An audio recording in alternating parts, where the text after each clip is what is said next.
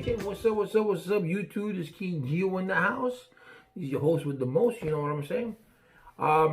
So I wanted to talk to you about a little bit about what transpired yesterday with Donald Trump's COVID messages at 5 o'clock that he did, or he started doing that at 5 o'clock because he knows he's down in the polls. Yesterday's message by Donald Trump should have been done months ago. We all know, I mean, you look at newscasters and you look at people say, oh, could this be genuine? Could it be, could he actually be, I'm talking about this, about wearing a mask, about it's going to get worse before it gets better. These are things that he's reading because his campaign manager told him to do this. He has a right of the rights for him. And these are not his feelings.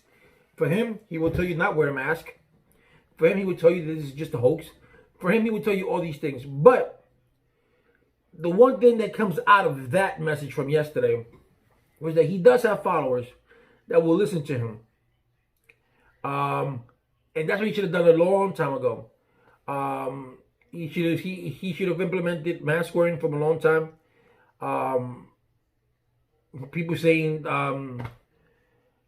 people and his followers saying that wearing a mask is a violation of your civil rights, which is not, because there's nowhere in the Constitution that says there's a violation of your civil rights. Wearing a mask it's called public health. So as genuine as his message was, it was also in a positive way because he had, like I said, he has followers. And hopefully his followers can follow that lead and say, you know what, let me wear masks, because people are not understanding whether the people conspiracy theorists says this is a fake, the numbers are altered, the numbers are this. There's a fact is that there's over 140,000 people who have died. If it's fake, ask those 140,000 people who have ask those 140,000 people's family if that's fake. Ask my cousin who has a whole entire family, her daughter who's pregnant, and her kids and husband, if COVID is fake. So I don't think so. Actually, a gentleman that I have on Ray Roberts, who's on my YouTube, is it fake? Because he had it. He's from Texas. He had it. His daughter has it. His son-in-law had it. So this is not fake. Everybody's body reacts differently. So what's good for the goose is not good for the gander. So just because this person survived doesn't mean this person's gonna survive. Or this person didn't go through this, that this person's not gonna go through it. Everybody react differently. So, it's a different scenario. Young kids are there, 18, 19, 20 years old, you think you're invisible, and that's not the case. You look at the news, you look at the data, there have been cases where young kids have died, where young men and women have died because of this, and they're healthy. Like I said, they're healthy. Like I said, everybody's body's different, everybody's immune system is supposed to act the same, but it doesn't, it reacts differently. So, yesterday's message was a little bit okay.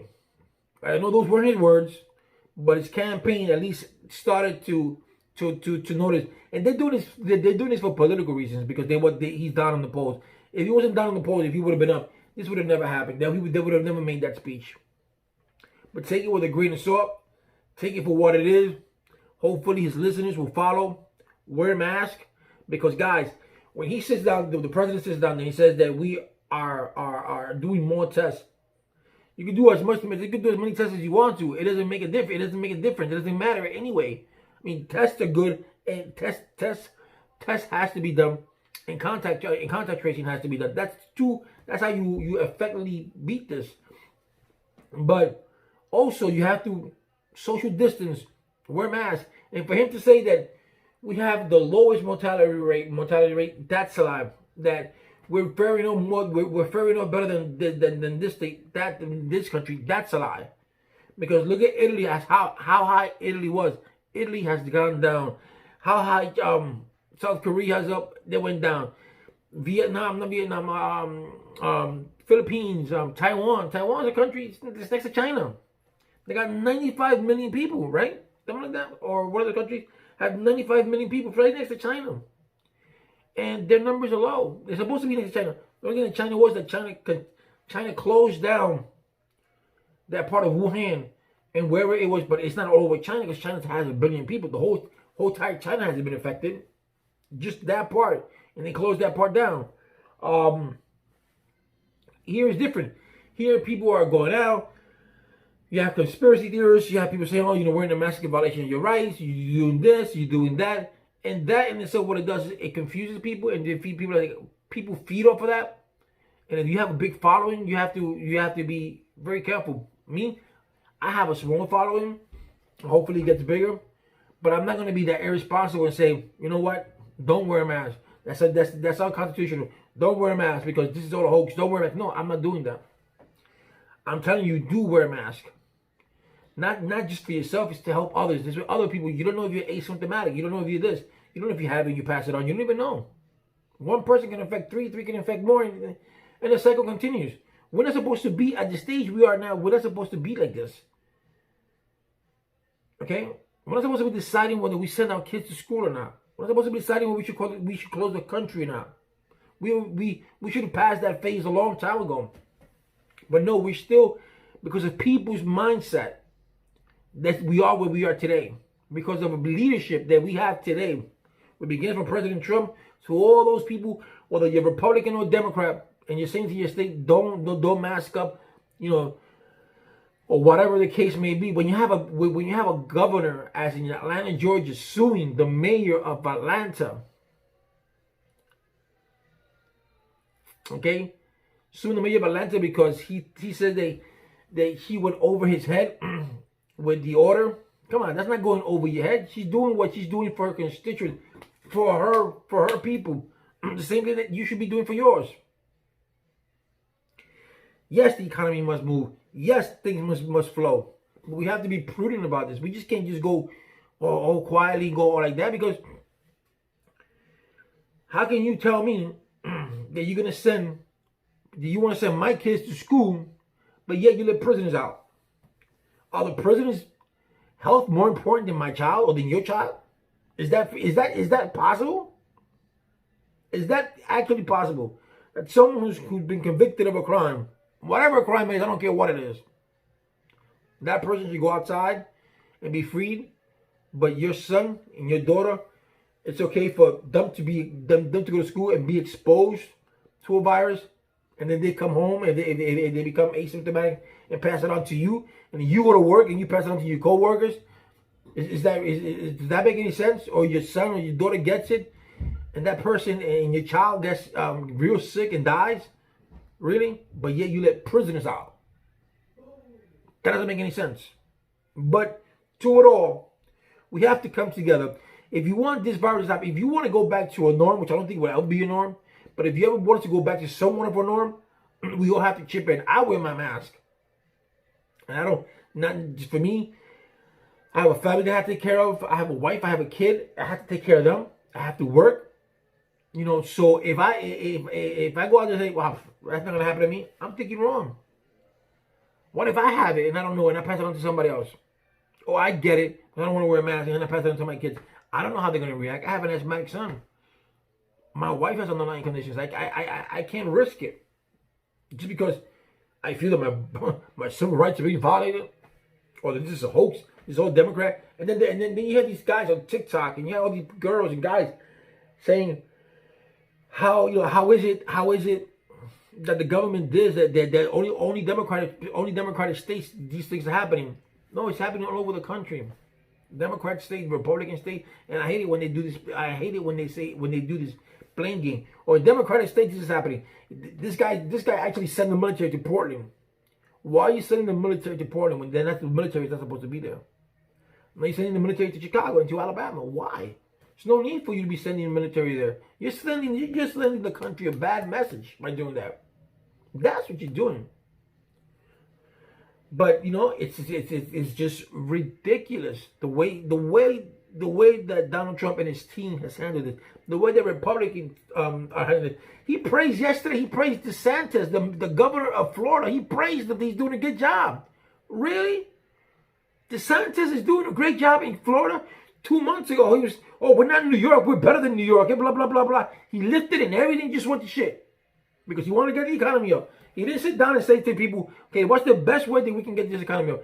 Should we go to phases, or we should just boom, just jump right into it? He went to phases, but he went into it too quickly. Same thing as in Arizona. Same thing as in Texas. You want to produce. You want to make sure that your state's making money. But how are you going to do it if everybody's getting sick? It doesn't make any sense. So, collectively, we're supposed to be together. Collectively, we're supposed to look out for each other because that's what God wants us to do, to look out for each other. To be, when they say, am I your brother's keeper? Yes, you are your brother's keeper. Yes, you are. So with that in mind, guys, so just listen to it. Just mask up. And for all you guys who are Republicans, listen, you guys are going to lose. You're going to lose this election. You're going to lose it real bad. And I'm going to laugh. I don't like Donald Trump because of his policies. I don't like him. I don't know him personally. I can't say I don't like him personally. But I just don't like his politics. His politics are horrible. But there are certain things that he makes sense sometimes. Very rare that he makes sense, but sometimes.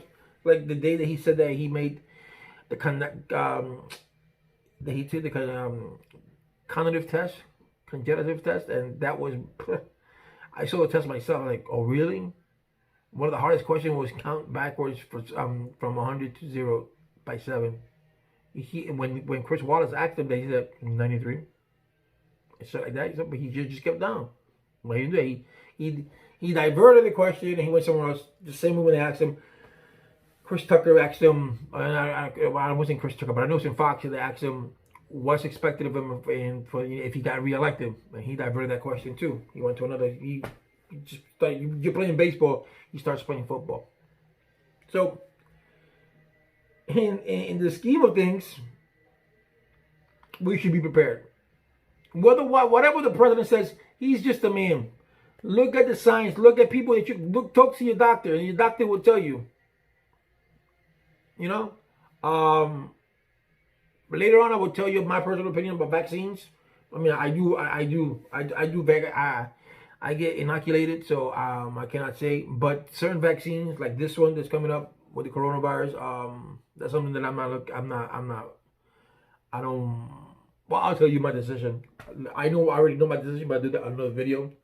But for what it's worth, at least the campaign is trying. But 2018, 2020, it's going to be our year.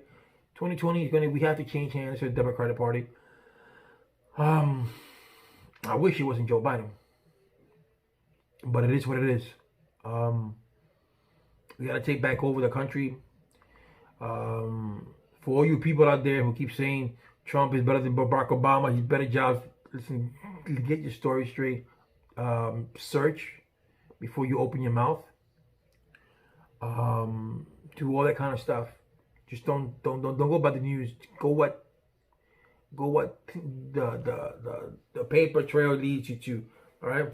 Barack Obama's last 3 years doesn't compare anything to Trump's first 4 years. He had better. He had better job record. He had everything better. And when you had Barack Obama, when he left office, he had his unemployment was at 4.7% from 11 that he got it 7.5 years before. From 11, he dropped it down all the way to 4.7. And Donald Trump, when he got it, just dropped it down to 3.5. 3.5. So 4.7, 3.5. So you 1.2. Not big of a deal. Right now. And then the deficit pre-COVID was going to ascend to $1 trillion. When Barack Obama left the office, it was at $522 billion. $522 billion of deficit. Pre-COVID, it was at 987, if I'm not mistaken, with Donald Trump. And it was projected that it was going to go down. It was going to go up to $1.02 trillion of deficit. Now with the COVID, that went higher. But this was before COVID. So he already rose the deficit by $400 billion. So how is that progress? Shit. Bill Clinton before he left put us in a surplus. He left this country. He did what he did, but he left this country on a surplus. We have money. There were jobs out there. So anyway, guys, thank you for watching. Like I said, you mask up. Let's look out for one another, man. And we all share this world together. It's not my word. It's not your word. It's all of us. All right, guys, peace.